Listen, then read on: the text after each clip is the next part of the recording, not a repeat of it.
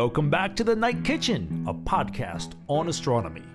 Last week, we took an epic bus trip into space to see just how big it was. Be sure to check out episode 1 in case you missed it. Tonight, we're talking about what does the night sky look like? This episode is brought to you in partnership with the Maryland State Library for the Blind and Print Disabled. Sit back and enjoy. Along the edge of the forest, a single porch light burns in the darkness. A hush has fallen over the land, except for the crickets and the lonely sound of a train in the distance. Still not sure if this is the house you are told about, you ring the bell.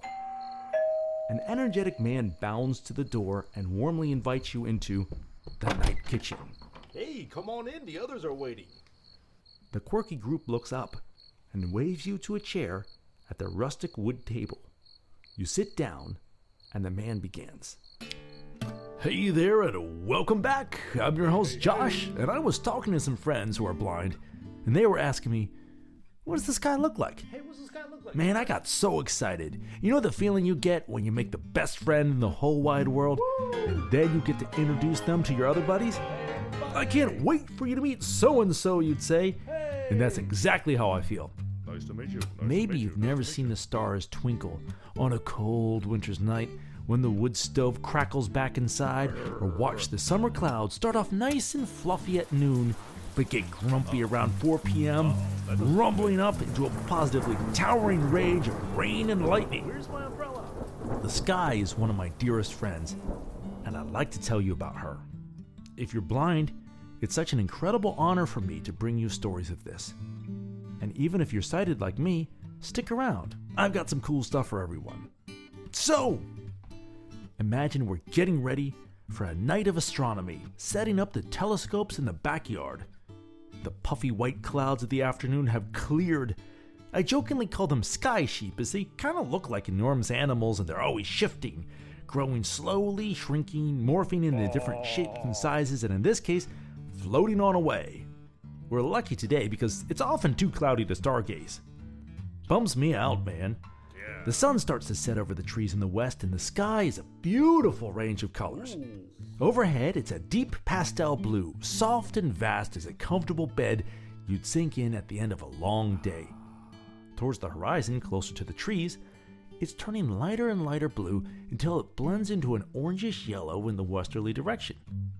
The sun waves a merry goodbye, and a few clouds floating in the west turn a rich purple, with their undersides catching the last rays of a sunset with a pinkish red. There's a lot of beautiful sounds and feels around this time of day too. You might notice the birds have quieted down, and with a few last songs of the day, they call to each other as they fly off to roost in the forest for the night. You know, they gotta get up early and do bird stuff like catch worms and such. Hey man, we better get some sleep. The temperature starts to drop. The rays of the sun are no longer warming us, and the coolness seems to creep out of the woods as peace settles over the land. High overhead, the first stars of the evening start to sparkle. It's like tiny pinpricks of light have poked through the deepening blue sky as the light keeps fading. Oh, I see one over there. As night officially arrives, the blue of the sky deepens to black. If we were observing from the city, the streetlights would make the sky look like a blank orangish brown, washing out all the stars. But the farther we are from light pollution, as it's called, the darker the sky becomes and the more stars we can see. So that's a good thing. Yes. As it gets fully dark, things get really interesting. Tiny points of light, almost like braille dots, are strewn across the ceiling that is the sky. These are the stars. And I was wandering around in my driveway the other night trying to figure out what the stars really look like if you've never seen them before. And I'd say they look like, if someone put up tiny lights of different sizes about 1,000 feet above the trees, although they're a lot farther away. Way far. We're just talking about what it looks like, though. Right. Some look almost the size of a grain of rice, and the brighter ones look bigger and the dimmer ones look smaller, even though that can certainly be an optical illusion. There's not as many of the bright ones, maybe about 5 or 10 major ones in any given season. Then there's the one the size of braille dots, and there's a lot of these. And then there's some tiny looking ones, like handfuls of sand thrown upwards. And if we're under nice dark skies, we'll be seeing more than we can even count. For thousands of years, people have been looking up at the sky and imagining shapes and pictures from the patterns of the stars, which, as you probably know, are called constellations. On this beautiful autumn evening, Cygnus the swan flies high overhead. Pegasus, the mythical winged horse, gallops up from the east, while Andromeda, the daughter of the vain queen, is chained to a rock, hoping that Cetus the sea monster doesn't eat her. Fortunately, Perseus the hero is on his way to save the day. Did somebody As you might have guessed, there's more to that story. Did somebody call? Different cultures have different constellations and myths about them and are so worth learning about. Yeah, man. Although they had stories about the sky, the ancients didn't know exactly what these star things were. Are you little star? Some people thought the sky was like a giant shell or dome around us, and the stars were holes in it with the light of heaven shining through. Although that's not the case, it's a good description of what it looks like. But what are we actually looking at? I don't know. When I was a little fella, my favorite song was Twinkle, Twinkle, Little Star. Basic. Everybody now. It's got an especially good line in it. How I wonder what you are. True. Well, they ain't little, that's for sure. No. As you probably know, our sun is actually a star, and through studying that, we can understand the stars that are really far away. If you remember from our last episode, it would take us 177 years to drive to the sun if we had a space highway and some good sunglasses, and over 47 million years to drive to the nearest star that's not the sun. Wow. Their distance is usually measured in light years, with 1 light year being almost 6 trillion miles. Many of the stars we can see without a telescope range from several light years away to several thousand light years away. Generally speaking, the sun is a giant ball of hydrogen gas that over 1 million Earths could fit inside. Whoa. The pressures at the middle of the sun, at its core, is at least 100 billion times the atmosphere that we feel on Earth. And it's 27 million degrees at the core. Is it hot in here or Whew. is it just me? Something strange starts to happen at such extreme conditions. The hydrogen fuses into helium. 2 protons are smushed together. How's that for technical talk? Making helium, and when they do that, they let off a little bit of heat and a little bit of light. Where's my Donald Duck This is voice? called a fusion reaction because it's joining 2 atoms into one instead of a fission reaction, which is splitting 1 atom into 2, like a power plant or bomb here on Earth. And so much of this is happening, it's giving off so much energy, it's like 400 billion atomic bombs going off every second of every day and night. Wow. Gnarly, dude. Wait a second, Josh, you might ask. Yeah. But what about the stars? Yeah, what about Well, the they're doing the stars? same thing. Sun's a star. They're stars. Many of them are much bigger than our sun, too. And remember how I said the sun is making helium from hydrogen? Yeah. Well, bigger stars than the sun can squish that helium and make carbon, which is a really important element for life, nitrogen, oxygen, neon, and much heavier elements too. I'm simplifying a lot here, but here's a fun way to look at it. The universe started out mostly as hydrogen and helium, and stars have been making most of the elements we know ever since, including the elements that make up you and me. As Carl Sagan would say, we are star stuff. Now, make sure you catch that again. We are star stuff. Wow! So those twinkling little lights that look like braille dots scattered across a velvety black sky, they're incredibly huge, hot factories, busily building the ingredients for everything, and looking good while doing so. Pretty cool, huh? Yeah. Back to the song. Okay. Why do they twinkle? And what's a twinkle? In case some of my friends are wondering. Yeah. It's like a sparkle, but that probably doesn't help a whole lot. Not really. The light seems to dance around the tiniest bit. Or, if I were to play the sound on my guitar, it would sound like this. Even though they're huge, they're so far away, the stars that is, they look like a tiny point of light, even through a big telescope. Earth's atmosphere is always moving and wiggling, and that speck of light that's the star gets jiggled a bit too. It's actually kind of pretty. It looks like they're waving or smiling at us.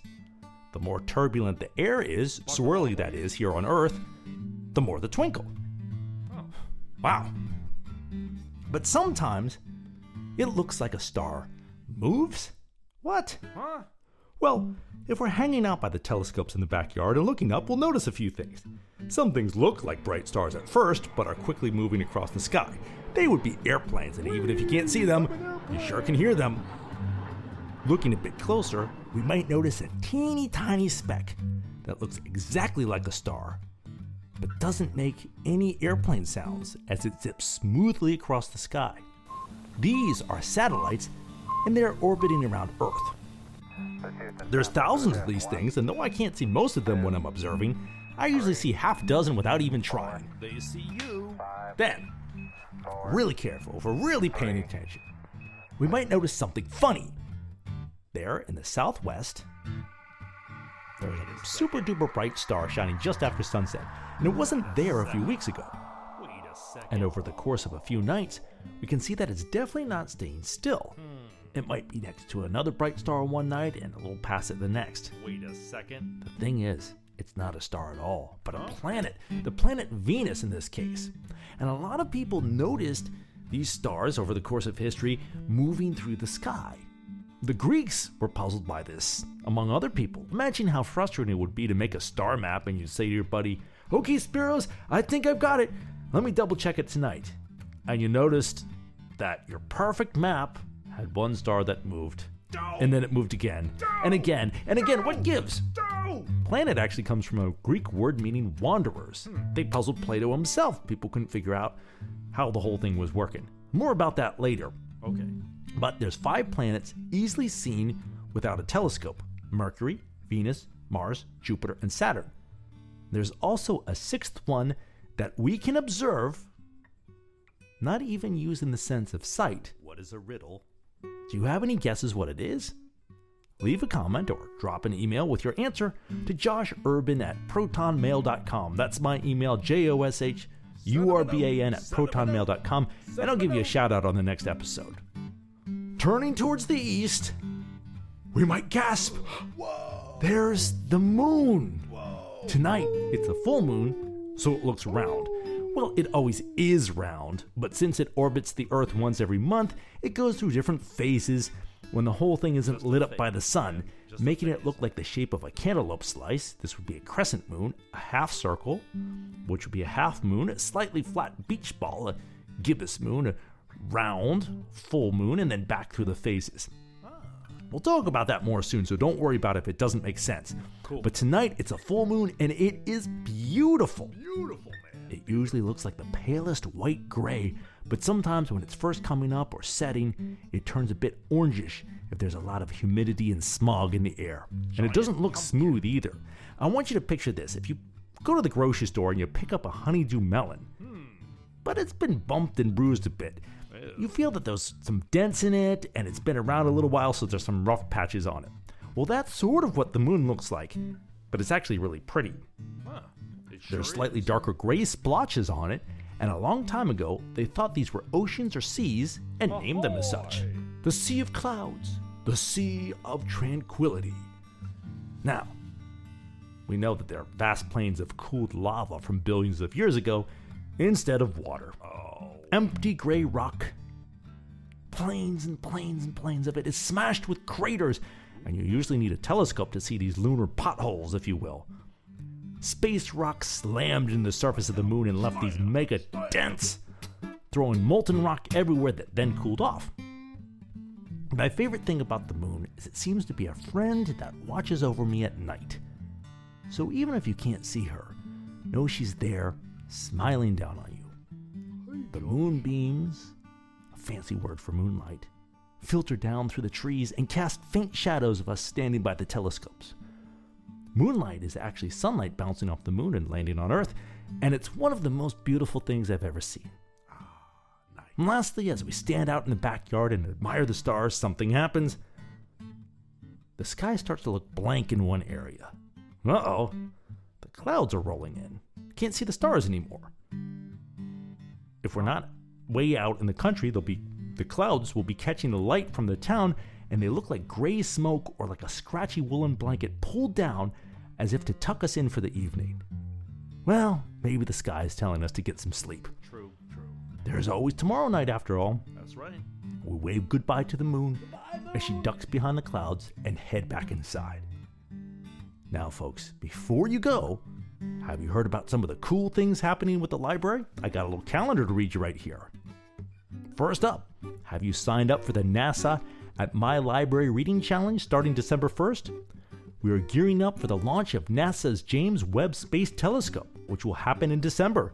Don't be left out. Sign up for the challenge on LBPD's Beanstack at Maryland lbph.beanstack.org.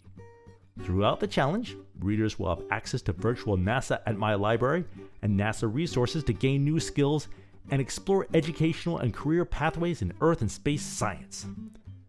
Check out additional space and astronomy resources posted on the LBPD blog at mdlbpd.blogspot.com.